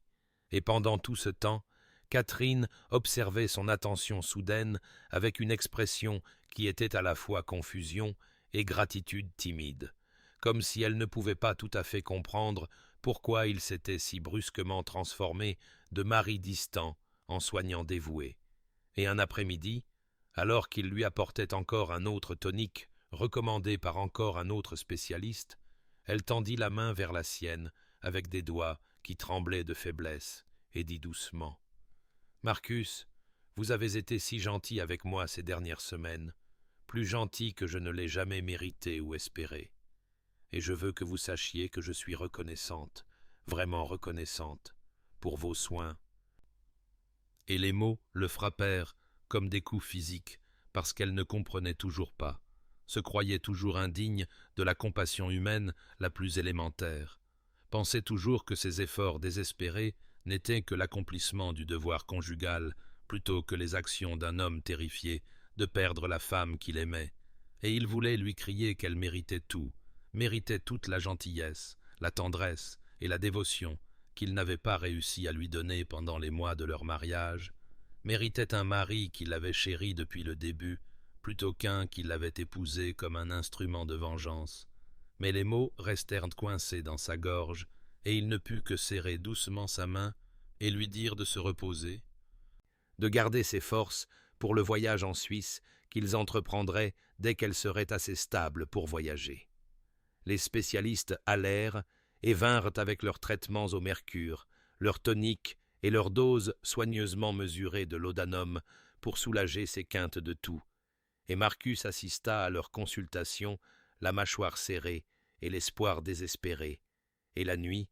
il se tenait devant la porte de sa chambre, écoutant le son terrible de sa respiration laborieuse, et se demandant comment il avait pu être un tel imbécile, comment il avait gaspillé tant de mois précieux dans un orgueil obstiné, alors qu'il aurait pu apprendre à l'aimer ouvertement, au lieu de lutter contre l'attraction inévitable de son esprit doux. Et un soir, alors qu'il lui apportait son souper sur un plateau, parce qu'elle était trop faible pour descendre, elle lui demanda avec une hésitation déchirante « Marcus, pensez-vous que, c'est-à-dire, si les circonstances avaient été différentes, si je n'avais pas été si maladive, et si vous n'aviez pas été accablé d'une épouse si indésirable, pensez-vous que nous aurions pu être amis avec le temps ?» Et Marcus sentit quelque chose se briser à l'intérieur de sa poitrine à cette question, à la terrible petitesse de ce qu'elle s'autorisait à espérer, l'amitié, alors qu'il voulait tout lui donner, voulait remonter le temps et la courtiser convenablement, et construire avec elle le genre de mariage fondé sur le respect mutuel et une affection croissante, plutôt que sur des contrats froids et des silences encore plus froids. Et il posa le plateau avec des mains tremblantes et lui dit, sa voix rauque d'émotion réprimée, « Catherine, vous n'avez jamais été indésirable, jamais un fardeau. La faute a toujours été la mienne, mon aveuglement, ma cruauté de négligence. » Mais elle lui sourit avec une triste incrédulité, comme s'il était simplement gentil avec une femme mourante, et il réalisa avec désespoir qu'il avait fait sa confession trop tard, qu'elle ne le croirait jamais maintenant, qu'elle mourrait en se pensant simplement tolérée plutôt que désespérément aimée. Marcus commença à veiller au chevet de Catherine chaque nuit après que la maisonnée se fut retirée, positionnant son fauteuil assez près pour pouvoir tendre la main et prendre la sienne chaque fois que la peur de la perdre devenait trop accablante à supporter seule, et dans ces heures sombres où les seuls sons étaient le crépitement du feu et la respiration laborieuse de Catherine, il lui tenait la main et lui parlait à voix basse, lui disant toutes les choses qu'il avait été trop fier et trop sot pour dire quand elle aurait pu les entendre avec des oreilles éveillées, et les mots s'échappaient de lui comme une confession à un prêtre, bien que l'absolution qu'il cherchait fût une qu'il savait ne pas mériter et ne recevrait probablement jamais. Il lui parla de la ruine de son père et du chagrin de sa mère, des années qu'il avait passées à bâtir sa fortune, dans le seul but de détruire Edmund Hartley. de la façon dont il ne l'avait vu que comme un outil commode pour sa vengeance, un moyen d'humilier son père en piégeant sa fille dans un mariage sans amour, et la honte de dire ces vérités à voix haute faisait trembler et se briser sa voix. Mais il se força à continuer, parce qu'elle méritait de savoir, méritait de comprendre pourquoi il avait été si froid avec elle dans ses premiers mois, pourquoi il s'était refusé le don de la connaître alors qu'elle avait été là tout le temps, attendant avec une grâce patiente les quelques petites gentillesses qu'il pourrait offrir. Il avoua comment le dégel avait commencé si progressivement qu'il ne l'avait pas reconnu pour ce qu'il était, comment sa présence tranquille dans sa bibliothèque l'avait d'abord irrité, puis intrigué, comment son refus de défendre son père l'avait forcé à la voir comme distincte de l'homme dont les crimes avaient façonné toute la vie d'adulte de Marcus, et il lui parla du moment dans la serre où il l'avait trouvée en larmes et avait réalisé avec une clarté terrible qu'elle avait souffert de la cruauté d'Edmund Hartley bien plus longtemps que Marcus lui-même, qu'elle portait des cicatrices que Marcus ne pouvait pas voir, et comment cette prise de conscience avait commencé à fissurer les fondations de sa haine soigneusement construite. Il parla des soirées d'automne à la regarder arranger des fleurs, de la découverte de la photographie restaurée de ses parents la veille de Noël, et de la compréhension qu'elle lui avait rendu quelque chose de précieux qu'il pensait perdu à jamais, de l'horreur naissante lorsque le docteur Pemberton avait prononcé sa sentence et que Marcus avait finalement été forcé de reconnaître ce que son cœur essayait de lui dire depuis des semaines, qu'il l'aimait avec une profondeur et une férocité qui le terrifiaient, parce que cela le rendait vulnérable d'une manière à laquelle sa vengeance ne l'avait jamais préparé. Et maintenant, elle s'échappait, et toute sa richesse et son pouvoir ne pouvaient la sauver, ne pouvaient racheter le temps qu'il avait gaspillé, ni défaire la solitude qu'il lui avait infligée par sa négligence délibérée. Catherine s'agitait parfois pendant ses confessions chuchotées, ses paupières palpitant et ses doigts se resserrant faiblement autour des siens. Et une fois, elle murmura quelque chose qui aurait pu être son nom, et Marcus se pencha plus près, le cœur battant d'un espoir désespéré, mais elle ne se réveilla pas, se contentant de retomber dans son sommeil agité, et il se demanda si elle avait entendu quoi que ce soit, ou si ces mots n'avaient été que le déchargement de sa propre conscience tourmentée, disant des vérités dans l'obscurité qui mouraient avec elle sans être reconnue. Et la pensée qu'elle pourrait quitter ce monde sans jamais savoir qu'elle avait été aimée, vraiment et désespérément aimée, le remplit d'une angoisse si profonde que certaines nuits, il pressait son front contre leurs mains jointes et pleurait silencieusement, pleurant non seulement sa mort imminente, mais aussi tous les jours gaspillés de leur mariage, pour chaque moment où il avait choisi l'orgueil plutôt que la tendresse, le silence plutôt que la connexion, et la vengeance plutôt que la possibilité de l'amour. Février arriva avec des vents amers qui secouaient les fenêtres du domaine et semblaient porter avec eux une prémonition de fin. Et Catherine s'affaiblissait progressivement malgré tous les efforts désespérés de Marcus et les soins des spécialistes qu'il continuait de convoquer, bien que même lui pût voir la futilité écrite sur leurs expressions soigneusement neutres, et sa fièvre allait et venait par vagues qui la laissaient parfois lucide et parfois perdue dans le délire, parlant à des gens qui n'étaient pas là, ou revivant des moments d'une enfance sur laquelle Marcus ne l'avait jamais interrogé, et qu'il n'aurait désormais jamais la chance de connaître, et il maintenait sa veille avec un désespoir croissant, lui tenant la main pendant les pires crises de fièvre, et lui essuyant le front avec des linges frais, quand elle brûlait, au point qu'il craignait qu'elle ne se consume de l'intérieur, et un soir particulier où l'obscurité de février tomba tôt et lourdement. Catherine dérivait dans cet état crépusculaire entre l'éveil et le sommeil, sa respiration superficielle et laborieuse, sa peau presque translucide à la lumière de la lampe, et Marcus était assis à côté d'elle comme il l'avait fait chaque nuit depuis des semaines, lui tenant la main et observant le battement trop rapide de son pouls à sa gorge, quand soudain ses yeux s'ouvrirent, bien qu'ils semblassent se concentrer sur quelque chose au-delà de lui,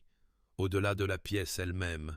et ses lèvres bougèrent silencieusement au début, avant que les mots ne sortent dans un murmure si faible qu'il dut se pencher pour les entendre.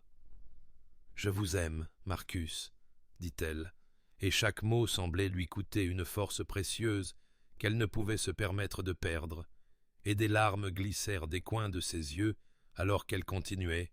« Je suis désolé de ne pas avoir été assez pour que vous m'aimiez. J'ai essayé d'être ce dont vous aviez besoin. J'ai essayé de ne pas vous gêner. J'ai essayé de ne pas être un fardeau, mais j'ai même échoué à cela, n'est-ce pas? Mais je veux que vous sachiez, avant de partir, que je suis reconnaissante pour les petites gentillesses que vous m'avez offertes ces derniers mois, pour les livres que vous avez laissés dans la bibliothèque, bien que vous n'ayez jamais dit qu'ils venaient de vous, pour la couverture cette nuit-là sous la pluie, pour être assise avec moi maintenant, alors que vous pourriez être n'importe où ailleurs. Et je suis désolé de vous laisser avec ce problème,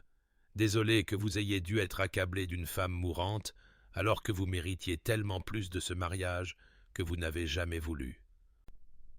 Et les mots brisèrent quelque chose de fondamental dans la poitrine de Marcus, firent voler en éclats les derniers fragments des murs qu'il avait construits autour de son cœur, car elle pensait confesser son amour sans être entendue, pensait s'excuser du crime de mourir à un mari qui ne l'avait jamais aimée, pensait que les gentillesses qu'il lui avait montrées n'étaient que devoirs, plutôt que les expressions inadéquates d'un amour qu'il avait été trop fier et trop sot pour nommer, et il serra sa main plus fort et se pencha jusqu'à ce que son visage soit près du sien, sa voix rauque et brisée, alors qu'il disait « Catherine, je vous aime.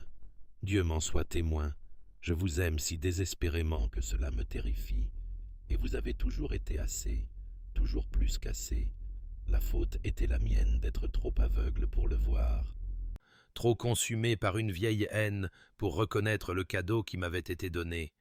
Et il lui dit encore et encore qu'il l'aimait, qu'elle l'avait transformé sans même essayer, que chaque moment de leur mariage qu'il avait gaspillé dans un silence froid était un moment qu'il regretterait pour le reste de sa vie, quelle qu'en soit la durée. Mais Catherine ne fit que lui sourire avec une tendresse déchirante, ses yeux se refermant déjà, et elle murmura « Quel beau rêve pour mourir !» car elle pensait que sa confession n'était qu'une illusion née de la fièvre, une gentille fiction que son esprit mourant avait créée pour faciliter son passage de ce monde, et elle se croyait toujours mal aimée, même si Marcus pleurait ouvertement à côté d'elle et pressait sa main contre ses lèvres et la suppliait de le croire, de rester avec lui, de lui donner la chance de prouver que son amour était réel et vrai et bien trop tardif. Marcus refusa d'accepter le sombre pronostic du médecin selon lequel il ne restait que quelques jours à Catherine, refusa de la laisser glisser dans cette obscurité finale en se croyant mal aimé et indigne, et dans un acte né à la fois de désespoir et de dévotion, il renvoya l'infirmière que le docteur Pemberton avait recommandée et déplaça Catherine de sa chambre de malade à sa propre chambre à coucher, la portant lui-même malgré sa fragilité impondérable et l'installant parmi les oreillers du lit où il avait dormi seul pendant tous les mois de leur mariage, et à partir de cette nuit-là, il ne la quitta plus jamais, sauf en cas de nécessité absolue, maintenant une veille que le personnel de la maison observait avec étonnement et une sorte d'admiration, car ils n'avaient jamais vu leur maître ainsi, dépouillé de sa réserve froide et mis à nu par un amour qui était venu trop tard, mais qui ne brûlait pas moins ardemment pour son retard, et pendant les longues nuits de février, Marcus tenait Catherine contre sa poitrine, son dos courbé dans l'abri de son corps, ses bras enroulés soigneusement autour de sa forme fragile, et il lui lisait les livres de poésie qu'elle aimait, sa voix rauque après des heures de parole, mais ne s'arrêtant jamais, ne se rendant jamais au silence qui pourrait laisser la mort s'approcher. Et quand il était trop épuisé pour lire, il lui parlait simplement, inventant des histoires de l'avenir qu'il était déterminé à ce qu'ils partagent, décrivant en détail les endroits où ils voyageraient quand elle serait guérie, les jardins qu'ils planteraient ensemble au printemps, les soirées tranquilles qu'ils passeraient dans la bibliothèque, elle lisant à haute voix pendant qu'ils prétendraient travailler mais n'écouteraient en réalité que la musique de sa voix, et il peignait avec ses mots des tableaux d'après-midi d'été paresseux et de nuits d'hiver au coin du feu et de tous les précieux moments ordinaires qui composent une vie vécue dans l'amour plutôt que dans la froide poursuite de la vengeance. Et bien que Catherine fût trop faible pour répondre par plus que le flottement occasionnel de ses paupières ou la faible pression de ses doigts contre sa main, Marcus vit que ses yeux le suivaient quand il se déplaçait dans la pièce, vit la façon dont sa respiration se stabilisait parfois quand il lui parlait, et il s'accrocha à ces petits signes comme un naufragé s'accroche à une épave, désespéré de toute preuve qu'elle se battait encore, qu'elle s'accrochait encore au fil fragile qui la liait à ce monde et à lui, et une fois, aux heures profondes de la nuit, alors que le feu s'était consumé et que la pièce était remplie d'ombre, les lèvres de Catherine bougèrent sans bruit, et Marcus se pencha pour entendre, et elle forma un seul mot avec un tel effort que cela lui coûta clairement beaucoup. Reste. Et son cœur se brisa de nouveau, alors même qu'il se remplissait d'une détermination féroce, et il pressa ses lèvres contre sa tempe et murmura contre sa peau. Toujours, Catherine, je resterai toujours, je te le promets sur tout ce que j'ai de plus sacré, que je serai là quand tu te réveilleras, et là quand tu dormiras, et là, pour chaque instant entre les deux, tu ne seras plus jamais seul, plus jamais mal aimé. Je le jure. Et le docteur Pemberton venait chaque jour et l'examinait avec des expressions de plus en plus graves, son attitude professionnelle se fissurant légèrement lorsqu'il prenait Marcus à part et lui disait doucement de se préparer, que ce n'était vraiment plus qu'une question de jours maintenant, peut-être d'heures, que Marcus devrait faire venir un prêtre si Catherine avait des dernières volontés à exprimer. Mais Marcus le remercia froidement et retourna aux côtés de Catherine, la serra contre lui et continua sa veille d'espoir contre toute espérance, refusant de se préparer à sa mort, se préparant plutôt avec une foi obstinée à sa vie. Le printemps arriva de manière inattendue tôt cette année-là, comme si la nature elle-même avait décidé de défier les sombres pronostics des médecins et l'apparente inéluctabilité de la mort. Et un matin de début mars, Marcus se réveilla d'un sommeil épuisé, tenant toujours Catherine dans ses bras, pour constater que sa peau ne brûlait plus de la terrible fièvre qui l'avait consumée pendant des semaines, et quand il pressa sa main sur son front avec incrédulité, il le trouva frais et légèrement humide de la sueur d'une fièvre enfin tombée, et sa respiration, bien que toujours superficielle et faible, avait perdu cette terrible qualité de râle qui avait hanté ses cauchemars, et il resta là, osant à peine bouger, osant à peine espérer, observant son visage dans la pâle lumière de l'aube qui filtrait à travers les rideaux, et après ce qui sembla être des heures, ses paupières palpitèrent, puis s'ouvrirent, et pour la première fois depuis des semaines, son regard était clair et concentré. Le voyant vraiment plutôt que de regarder à travers lui des visions fiévreuses qu'elle seule pouvait percevoir, et Catherine cligna lentement des yeux, comme si elle essayait de réconcilier le monde auquel elle s'éveillait avec le monde qu'elle s'était attendue à quitter. Puis ses yeux se posèrent sur le visage de Marcus et s'écarquillèrent légèrement, avec quelque chose qui aurait pu être de l'émerveillement, de la confusion, ou peut-être simplement de la reconnaissance, et elle leva une main tremblante de là où elle reposait contre sa poitrine et toucha son visage avec des doigts si légers qu'ils ressemblaient à des ailes de papillon contre sa joue mal rasée, et ses lèvres bougèrent silencieusement au début, avant que les mots n'émergent dans un murmure si faible qu'il dut se forcer pour les entendre. « Vous êtes resté, dit-elle. »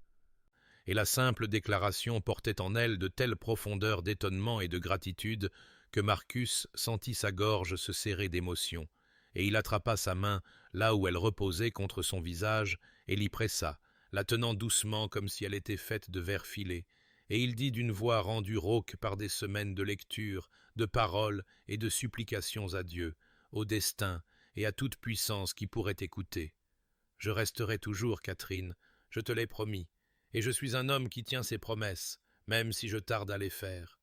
Et il baisa sa paume, puis son poignet, où son pouls battait comme un oiseau capturé, et les yeux de Catherine s'emplirent de larmes qui débordèrent et coulèrent le long de ses tempes dans ses cheveux. Mais ce n'étaient pas des larmes de chagrin maintenant, mais plutôt de quelque chose que Marcus reconnaissait à peine, car il l'avait si rarement vu dans leur court mariage. C'étaient des larmes d'espoir, de la croyance naissante qu'elle n'avait peut-être pas rêvé ces confessions d'amour après tout, qu'elle n'était peut-être pas destinée à mourir mal aimée et indigne comme elle l'avait toujours cru. Et elle murmura « Je pensais que c'était un rêve, je pensais que mon esprit était bon avec moi à la fin, mais vous êtes là, vous êtes réel, et vous êtes toujours là. » Et Marcus la serra plus fort contre lui, attentif à sa fragilité, mais incapable de résister au besoin de la tenir. Et il dit contre ses cheveux « Je suis là, et tu es là, et contre toute raison et toute attente, tu es toujours là. Et je passerai chaque jour qui nous reste à te prouver que mon amour est réel et vrai et entièrement tien. » Et le docteur Pemberton, lorsqu'il arriva plus tard ce matin-là et examina Catherine avec un étonnement non dissimulé, déclara que c'était la guérison la plus remarquable qu'il ait jamais vue, bien qu'il prévint qu'elle était loin d'être guérie et qu'elle nécessiterait des mois de repos prudent et de reconstruction progressive de ses forces. Mais Marcus entendit à peine ces avertissements, car Catherine était vivante et lucide, et commençait, lentement et timidement, à guérir. Et c'était un miracle suffisant pour tout homme qui s'était préparé au deuil et avait reçu à la place le précieux don de l'espoir. Les mois qui suivirent la guérison miraculeuse de Catherine furent marqués par une douceur qu'aucun d'eux n'avait cru possible.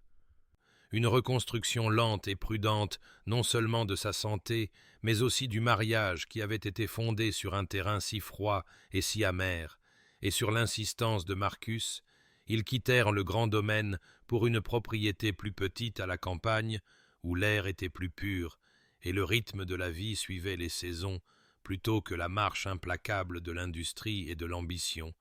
Et là, dans cette maison ensoleillée, avec des jardins qui s'étendaient jusqu'à un ruisseau tranquille, Catherine se renforça de semaine en semaine, la couleur revenant à ses joues et la légèreté à sa démarche, bien qu'elle se fatiguât encore facilement, et que Marcus la surveilla avec une anxiété qu'il ne pouvait entièrement réprimer, terrifié que ce sursis ne soit que temporaire et que la mort puisse encore réclamer la femme qu'il avait failli perdre. Mais alors que le printemps s'approfondissait en été et que l'été se fondait en automne, Catherine continua de s'améliorer, et plus remarquable encore, ils commencèrent à se connaître vraiment pour la première fois, s'asseyant ensemble dans le jardin où ils lisaient à voix haute des livres qu'ils avaient choisis ensemble, ou marchant le long du ruisseau en début de soirée, lorsque la lumière dorait tout, et que Catherine s'arrêtait pour identifier les chants des différents oiseaux, tandis que Marcus apprenait à voir le monde à travers ses yeux, remarquant des beautés auxquelles il avait été aveugle pendant ces années de calcul froid et de vengeance. Et il parlait maintenant comme il ne l'avait jamais fait auparavant. Catherine l'interrogeant sur son enfance avant que la tragédie ne l'endurcisse, et Marcus se trouvant capable de parler de ses parents sans l'amertume dévorante qu'il avait définie si longtemps, et elle lui raconta sa propre enfance solitaire dans la maison de son père, où elle n'avait été qu'un autre actif à gérer et finalement à liquider.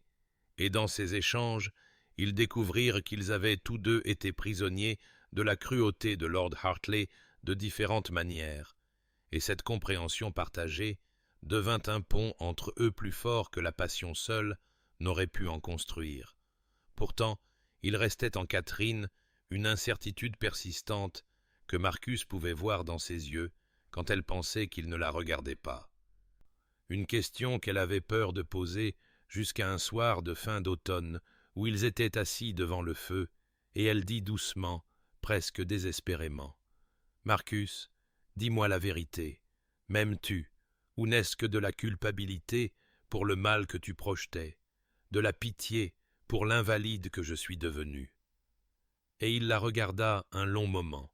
cette femme qui lui avait montré de la grâce quand il n'en méritait aucune, qui l'avait aimé quand il ne lui avait donné aucune raison de le faire, qui avait failli mourir en se croyant indigne d'amour, tout en lui apprenant ce que l'amour signifiait vraiment.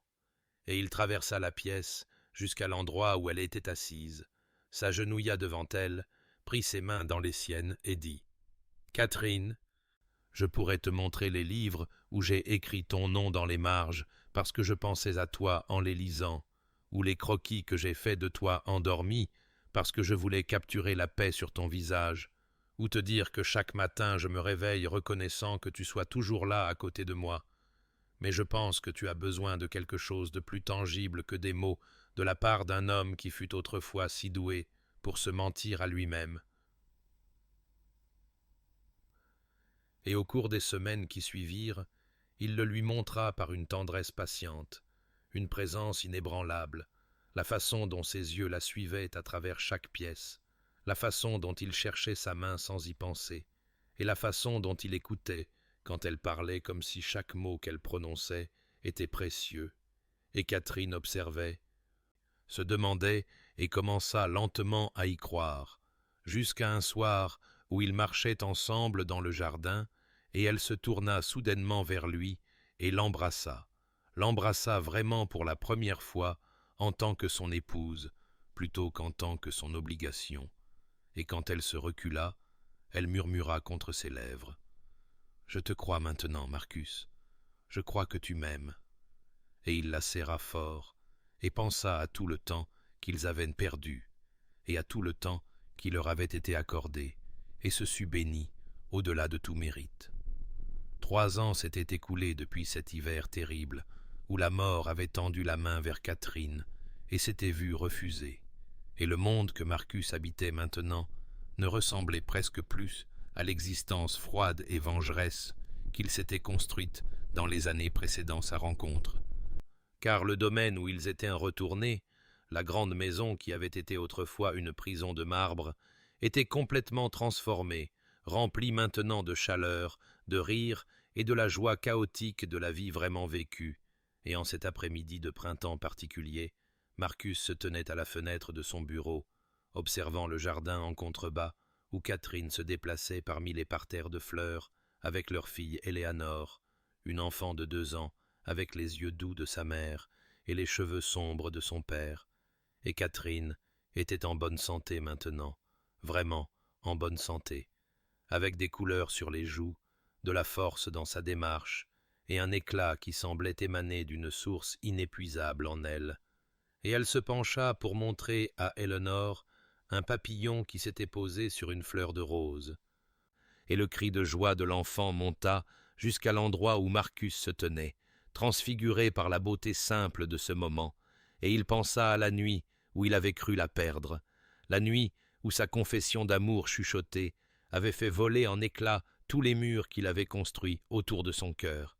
et il pensa à toutes les années qu'il avait gaspillées à nourrir la haine pour un homme qui la méritait, tout en planifiant une vengeance qui aurait détruit la seule personne qui lui avait jamais montré ce que l'amour signifiait vraiment. Et la distance entre celui qu'il avait été alors et celui qu'il était devenu maintenant semblait vaste et infranchissable, sauf par la grâce de Catherine, et elle leva soudain les yeux comme si elle sentait son regard, lui sourit et lui fit un signe de la main. Et Éléanore imita le geste de sa mère avec un enthousiasme potelé, et Marcus sentit son cœur se serrer d'une gratitude si profonde qu'elle en était presque douloureuse, et il descendit les escaliers et sortit dans le jardin où Catherine l'accueillit avec un baiser, et Éléanore exigea d'être soulevée dans ses bras, et il tint sa fille pendant que Catherine glissait sa main dans la sienne, libre, et ils se tinrent ensemble au soleil, entourés de fleurs, de chants d'oiseaux et de la preuve de la vie qu'ils avaient construite sur les cendres de la vengeance et du regret. Et Marcus se sut béni, au-delà de tout mérite, par une femme qui l'avait aimé, alors qu'il lui avait donné toutes les raisons de ne pas le faire, qu'il lui avait pardonné bien qu'il n'ait jamais demandé pardon, qu'il l'avait sauvé sans jamais savoir qu'elle le faisait. Et cher auditeur, parfois le cœur que nous cherchons à briser devient celui qui nous sauve, et la vengeance que nous planifions avec une détermination si froide devient la chose même qui révèle notre propre besoin de rédemption. Car Marcus a appris ce que beaucoup d'entre nous doivent apprendre en leur temps et à leur manière, que l'amour demande plus de courage que la haine ne le pourra jamais, que la transformation est possible même pour ceux qui se croient au-delà de toute rédemption, que la grâce que nous méritons le moins est souvent la grâce dont nous avons le plus désespérément besoin. Et si vous avez connu le poids d'une vieille colère ou le fardeau d'une cruauté planifiée, sachez qu'il n'est jamais trop tard pour choisir différemment, pour laisser l'amour briser les murs que vous avez construits, pour vous permettre d'être sauvé par la personne même que vous pensiez utiliser et jeter, car à la fin, nous sommes tous capables à la fois d'une terrible froideur et d'une chaleur extraordinaire, et le choix entre les deux nous appartient chaque jour. Et puissiez-vous trouver le courage de choisir l'amour plutôt que la vengeance, la vulnérabilité plutôt que l'armure, le pardon plutôt que les rancunes. Et puissiez-vous connaître la paix qui vient lorsque vous déposez enfin les armes que vous avez portées si longtemps et vous permettez d'être vraiment connu et vraiment aimé, et que vos nuits soient douces et vos jours remplis des petites miséricordes qui s'accumulent en grâce. Un message d'espoir et de réflexion de la part de l'histoire d'amour, où chaque récit nous rappelle que la capacité de transformation du cœur est infinie et que l'amour, patient et persistant, peut racheter même la plus soigneusement construite des vengeances.